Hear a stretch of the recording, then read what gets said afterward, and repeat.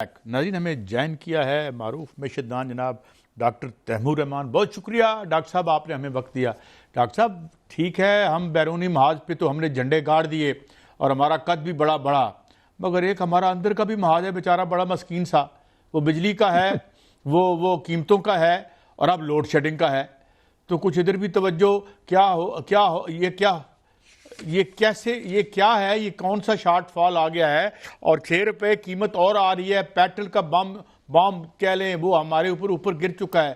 تو یہ ہمارا مقدر ہے اندر اسی طرح ہوگا؟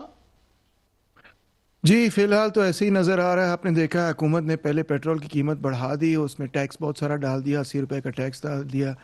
فی لیٹر پیٹرول جو ہے 500 روپے پہ پہنچ گیا, مگر پھر انہوں نے ٹیکس نکال دیا اس میں سے. تو یہ پہلی وجہ تو یہی ہے کہ فیول کاسٹ جو والیٹیلیٹی ایران وار کی وجہ سے ہوئی. آپ دیکھیں جب سے ٹرمپ نے بلاکیڈ کر دیا ہے تو دوبارہ سے $100 پر بیرل سے اوپر چلے گی قیمت فیول کی.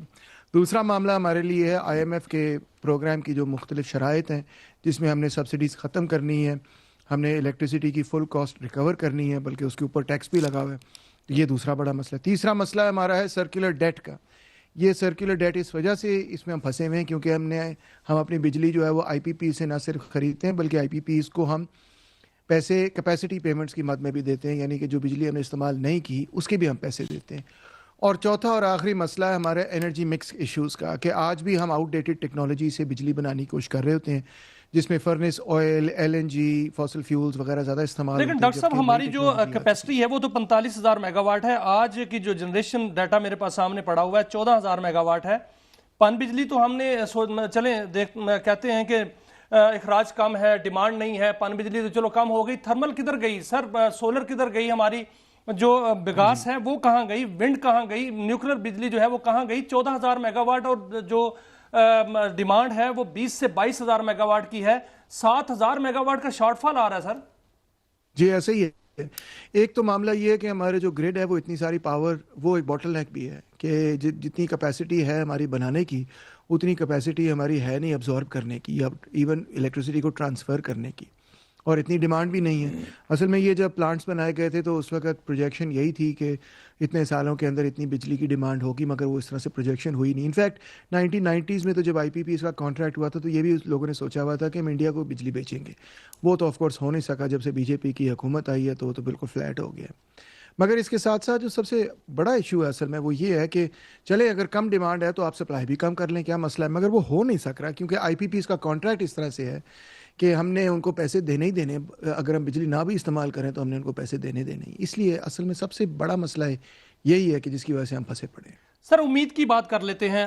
ایک امید بندی ہے کہ جو مذاکرات ہو رہے ہیں یہ معاملات طے پا جائیں گے, کیونکہ پہلا دور ہوا اور دوسرے دور جو ہے وہ اب ہوگا, اور اس میں کہا جا رہا ہے کہ ایک بڑا معاہدہ ہونے کو ہے کہ دونوں امریکہ اور ایران کے درمیان جو ہے ایک بڑا معاہدہ ہو جائے. یہ معاہدہ ہو جاتا ہے, جنگ بند ہو جاتی ہے, پابندیاں جو ہیں وہ ایران سے اٹھ جاتی ہیں, اور تو پھر پاکستان کو جو معاشی فوائد ہیں وہ کیسے حاصل ہو سکتے ہیں اور کتنے بڑے معاشی فوائد حاصل ہو سکتے ہیں؟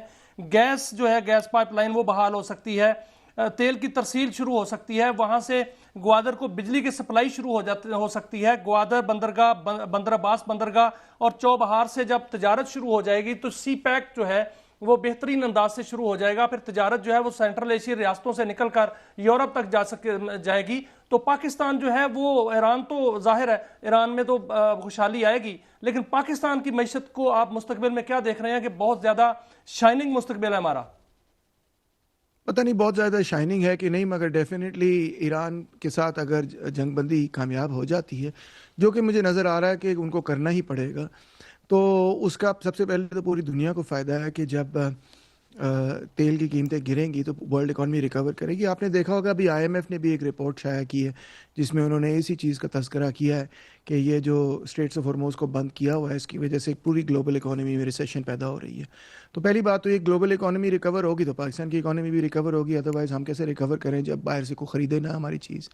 اور دوسرا معاملہ یہ ہے جو اس سے زیادہ بڑی امید ہے, آپ نے اس کی نشاندہی بھی کر دی ہے, وہ یہ ہے کہ 2014 تک ہم نے Iran Pakistan gas pipe line oil pipe line وغیرہ بنانی تھی. تو اور انفیکٹ وہ کافی حد تک ایران کی طرف سے تو بن بھی چکی ہے اور ہماری طرف سے بھی کافی حد تک بن چکی ہے, مگر اکنامک سینکشنز کی وجہ سے, امریکن سینکشنز کی وجہ سے اور یو این کے سینکشنز کی وجہ سے ہم اس کو کمپلیٹ نہیں کر سکتے. اگر امریکہ اور ایران کے درمیان تعلقات کامیاب ہو جاتے ہیں یہ معاملات، تو ایران نے ایک شرط یہی رکھی ہے کہ آپ جو ہے ہماری سینکشنز ریموو کریں تاکہ ہم اپنی کنٹری کو ری بلڈ کر سکیں. اگر تو وہ سینکشنز ریموو ہو جاتے ہیں تو پھر اس کا مطلب ہے کہ ہم اپنی پائپ لائن بھی کمپلیٹ کر سکتے ہیں. اگر پائپ لائن کمپلیٹ ہو گئی تو اس سے پاکستان کو بہرحال بہت فائدہ ہوگا، کیونکہ 1/4 ہماری جو اخراجات ہیں بین الاقوامی جو ہم امپورٹس کرتے ہیں وہ basically gas related, oil related products ہیں. تو یہ سب کچھ جب ہم ایران سے لے سکیں گے سستا، اور ایرانین گورنمنٹ جو ہے اس کو ہم پہ اعتماد بھی بہت ہے، تو وہ ہمارے ساتھ ایک سیپریٹ ڈیل بھی کر سکتی ہے جو کہ ایک سبسڈائز ریٹ پہ ہمیں آئل اور گیس وغیرہ پرووائڈ کرے. تو اس سے پاکستان کی اکانومی جو ہے وہ لیکن ڈاکٹر صاحب ایک جو عقلی ذیل ہے ہماری کہ یہ جو ہم نے ٹھیکیدار فرینڈلی جمہوریت اور یہ سارے گورنمنٹ میں گھسے ہوئے ہیں، حکومت بھی کرتے ہیں، بجلی بھی بناتے ہیں، جو ہے بجلی بلیک بھی کرتے ہیں، پھر چینی بلیک کرتے ہیں. ڈونٹ یو تھنک کہ ہم کچھ بھی کر لیں تو پاکستان وہی ہے جس طرح کہتے تھے نا مفتاح اسماعیل صاحب کہ آج پاکستان بچ گیا، جب انہوں نے ایک لمبی قیمت بڑھائی تھی. میں نے کہا حضور جس پاکستان سے میں متعارف ہوں اس کا تو برکس نکل گیا، اس سے ذرا تعارف کروا دیں جو پاکستان بچا ہے. تو مجھے لگتا ہے پاکستان ان کا ہی بچے گا یا ہمارا بھی بچ سکتا ہے. کوئی چانس ہے ہمارا ڈاکٹر صاحب؟ بہت اچھا آپ نے سوال کیا جی، اور اصل میں this goes to the heart of economics کہ دیکھیں جی ڈی پی امپروو ہو جائے، اگر ایران سے تیل آنا شروع ہو جائے، پائپ لائن کمپلیٹ ہو جائے تو جی ڈی پی تو امپروو ہو جائے گی، سائز آف دا پائے تو بڑھتا چلا جائے گا. مگر کیا غریبوں کا کوئی بھلا ہوگا؟ ابھی آپ نے دیکھا ہوگا اسلام آباد کے اندر ایک بہت بڑی کچی آبادی ہے، اس کو کچی آبادی کہا جاتا ہے اگرچہ وہاں پہ گھر پکے ہیں، جس کو سی ڈی اے ریموو کر رہا ہے اور بڑی بروٹل فورس استعمال کر رہا ہے اس کو ریموو کرنے کے لیے تاکہ امیروں کے لیے وہاں پہ ایک پلے گراؤنڈ بن سکے. اب معاملہ یہ ہے کہ اگر، اور کہا جا رہا ہے کہ ہم شنگھائی بنا رہے ہیں. اب معاملہ یہ ہے کہ شنگھائی جیسے اور چائنا جیسے ملکوں کے اندر تو 95% لوگوں کے پاس اپنے گھر ہیں، تو یہاں پہ لوگوں کے پاس اپنے گھر نہیں ہیں. تو جب تک ہم ان پالیسیز کو ٹھیک نہیں کریں گے، اگر سائز آف دا پائے بڑی بھی ہوتی ہے تو اس کا بڑا حصہ جو ہے وہ تو ملے گا صرف امیروں کو، غریبوں کو کچھ خاص نہیں ملے گا. ڈاکٹر صاحب کل ایک امید بندی کہ یہ شنگھائی کی آپ نے بات کی ہے کہ پاکستان کی دولت جو باہر پڑی ہوئی ہے وہ واپس آئے گی. اس میں وزیر داخلہ نے بھی کہا کہ $100 ارب جو ہے باہر پڑے ہوئے ہیں. آج انہوں نے وضاحت جو ہے وہ کی اور وضاحتوں پر آ گئے کہ وہ $100 ارب میں نے نہیں کہا تھا، یہ وہ سارا تو دولت تو باہر پڑی ہوئی ہے. اور وہ $20 ارب کی بات کر رہے ہیں، 20% کی سوری، اور $10 ارب کی بات کر رہے ہیں کہ اگر وہی آ جائے تو ہمارے مسائل جو ہیں وہ حل ہو جائیں گے. تو باہر جو دولت پڑی ہوئی ہے، حکومت کو کیا کوئی ایسی پالیسیز اس وقت جو ہے وہ اڈاپٹ نہیں کرنی چاہیے کہ وہ پاکستان کی دولت جو ہے وہ پاکستان آئے، نہ کہ ہانگ کانگ جو ہے وہ جا رہی ہے دولت یا کہیں اور وہاں سے جا رہی ہے ان ملکوں سے جو محفوظ نہیں سمجھے جا رہے، اور پاکستان تو محفوظ ترین معیشت ہے. جی بالکل جناب، اس کا جواب بھی وہی ہے جو ابھی آپ نے پچھلا سوال کیا تھا کہ آپ دیکھیں، غور کریں کہ جو غریب لوگ ہیں نا، جو باہر کام کرنے گئے ہوئے ہیں، جو پاکستان کے محنت کش طبقے کے لوگ ہیں، وہ اتنے پیسے واپس بھیج رہے ہیں، اتنے پیسے واپس بھیج رہے ہیں کہ انفیکٹ جو پاکستان کی ایکسپورٹس ہیں اس سے زیادہ پیسے ریمیٹنسز کی شکل میں ہمارے پاس واپس آ رہے ہیں. تقریباً $30 بلین تک ہمارے پاس واپس آ جاتا ہے ریمیٹنسز کی شکل میں. مگر جو امیر لوگ ہیں نا، جنہوں نے یہاں سے پیسے کمائے ہیں، یہ تو وہ لوگ ہیں جنہوں نے باہر سے پیسے کما کے یہاں پہ بھیجے ہیں. جنہوں نے یہاں سے پیسے کمائے ہیں وہ باہر لے جاتے ہیں پیسے، وہ تو کبھی بھی واپس نہیں لے کے آئیں گے انلیس کہ پاکستان کوئی سنگاپور ٹائپ چیز بن جائے جہاں پہ انویسٹمنٹ اپرچونٹی بڑی زیادہ ہو. مگر چلیں ٹھیک ہے جی، وہ ریکویسٹ تو کر رہے ہیں کہ جی پیسے واپس لے آئیں، سرمایہ واپس لے آئیں، but it's very very unlikely. Khan صاحب نے بھی، آپ کو یاد ہے، کوشش کی تھی کہ بھائی ہم زبردستی پیسہ واپس لے آئیں گے، ہم کرپشن کیسز کریں گے، یہ کریں گے، وہ بھی واپس نہیں آیا. منتیں ترلے کر کے بھی آپ دیکھ لیں واپس نہیں آئے گا، کیونکہ پیسہ، سرمایہ جو ہے نا سر، وہ چیز کرتا ہے نمبر 1 پروفٹ کو اور نمبر 2 اسٹیبلٹی کو. تو دونوں ہی چیزیں جو ہے نا ان کو پاکستان امنیسٹی اسکیم تو دی جا سکتی ہے نا سر، کوئی ایسی اسکیم دی جائے جس سے پیسہ واپس آ جائے. جی اسکیم دی جا سکتی ہے، مگر دیکھیں نا، اگر ملک کے اندر اوور آل بجلی کی قیمت بڑھتی چلی جائے گی، پیٹرول کی قیمت بڑھتی چلی جائے گی، ڈیزل کی قیمت بڑھتی چلی جائے گی، تو کاسٹ آف ڈوئنگ بزنس بڑھتی چلی جائے گی. اگر کاسٹ آف ڈوئنگ بزنس بڑھتی چلی جائے گی تو جو مارکیٹ کا انسینٹیو ہے وہ تو آپ کے خلاف کام کرے گا، اس سے تو پھر لوگ جو ہے پیسہ باہر بھیجتے رہیں گے. تو نیٹ امپورٹر آف کیپٹل آپ تبھی اسی شکل میں بن سکتے ہیں کہ آپ کے پاس کوئی ایسی سچویشن ہو جس کے اندر ایک اسٹیبل اور پروفیٹیبل فیلڈ آف انویسٹمنٹ نظر آئے. جو ابھی آپ کہہ رہے تھے کہ جی ہم نے انڈیا کو بجلی بیچنی تھی، وہ تو $8 کا یونٹ دے رہے ہیں حضور، اور 7 کسان کو 8 گھنٹے وہ سبسیڈائز کرتے ہیں، تو وہ ہم سے کیوں بجلی لے کے اپنا بیڑا غرق کریں گے؟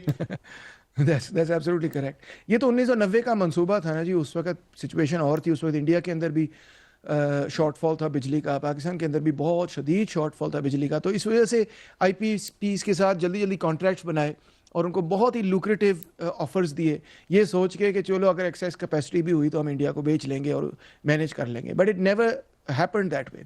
In the meantime, India نے بہت بڑے بڑے پروجیکٹس لانچ کیے. انفیکٹ مودی گورنمنٹ کی تو وہ تو کریڈٹ اس چیز کا لیتا ہے کہ وہ کہتا ہے کہ میں نے جو ہے نا گجرات کو سب سے پہلے الیکٹریفائی کیا ہے, بجلی پہنچائی ہے, گھر گھر کے اندر بجلی پہنچائی ہے. تو ڈاکٹر صاحب باٹم لائن یہ ہے کہ فتنۃ الخوارج کو تو ہم تباہ و برباد کر دیں گے, مگر اگر ہم نے فتنۃ الدواخل جو ہے اس کو بھی ہمیں کچھ اس کو پکڑنا پڑے گا اگر ہم نے اپنی معیشت کو ٹھیک, اور بجلی کی قیمتیں سب کچھ. بہت شکریہ ڈاکٹر تیمور رحمان ہمارے ساتھ تھے. Thank you very much for your contribution to our show.